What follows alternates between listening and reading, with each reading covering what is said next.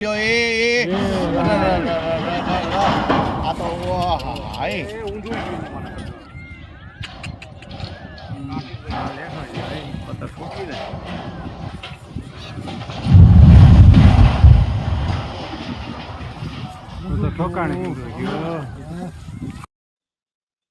એટલે આ જે પડી એ તંત્રનો કે કોઈનો વાંક નહીં હોય. આ બધો વાંક પવનચક્કીનો ખુદનો જ હશે, કારણ કે પવનચક્કીને પોતાના સરખી રીતે ઊભા રહેતા નહીં આવડ્યું હોય. બાકી જે અધિકારીઓને બધાએ તો બહુ ધ્યાન રાખ્યું હશે ને, કાં તો પછી કુદરતનો વાંક છે.